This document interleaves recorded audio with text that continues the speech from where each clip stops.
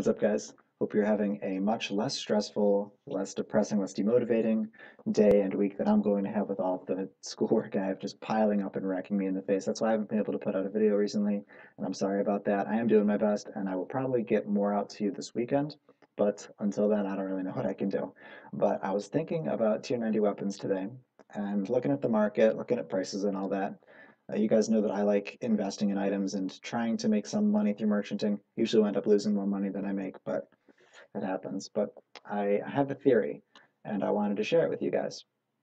And it's not so much a theory as it is a question of whether or not this is possible. I know that Tier 90 weapons have been kind of all over the place. They've been up, they've been down, but overall they've been pretty much a net downward trend. I don't think for a long time that a Tier 90 weapon has risen more than it's dropped over any extended period of time. Usually it'll go down a little bit, and it'll go up, then it'll go down more, and just kind of repeat that as people, panic buy in thinking that they'll be able to sell for profit, and then they do, and they dump back into the market, and it just furthers the crash. And I'm going to blame the reason that they've been on this net downward trend either due to people um, just selling out their weapons when they see that they're falling, and also the fact that PvMers are also constantly PvMing, getting drops, dumping them into the market, and there just isn't as much demand for them as there was, first of all, in the beginning, because in the beginning, everyone needs to upgrade to Tier 90 weapons and everything. I think we're at the point where pretty much everyone has their Tier 90 weapons, or everyone that's going to be using them, and just dumping more and more into the market just further lowers the price. And of course, as the price lowers, it'll probably stabilize as people find a price that even lower level players will think, yeah, I'm coming up to 90 in my attack, my magic, my strength, and my ranged, and they think that they're finally at a price that they can afford. But they've been going down pretty steadily, and this isn't any sort of video I'm trying to manipulate prices. I actually have a few T90 weapons I'm hoping to make profit on, so theoretically what I'm saying is going to be the opposite of what I want because I'm talking about how they're going down. But anyway, jumping right into it, here is my theory slash question. Do you think it's possible if PVMers were to restrict how much they PVM'd to a set amount as opposed to whenever they're available or whenever they feel like making money, if they set it to like a couple or a few hours a day or maybe even just a few hours a week? Clearly, that would decrease the amount of supply of weapons coming into the game because it'd be less time PVMing, so less drops and everything. And theoretically, that would make the prices stay higher, at least for a while.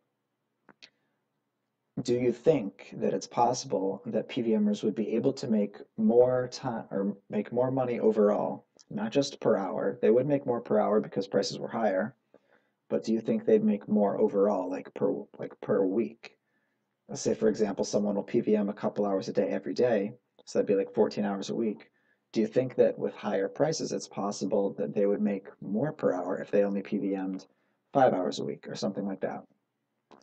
Obviously, prices would need to stay significantly higher, and in the end, maybe it would just kind of come out to the same because less time PVMing, higher prices but fewer drops.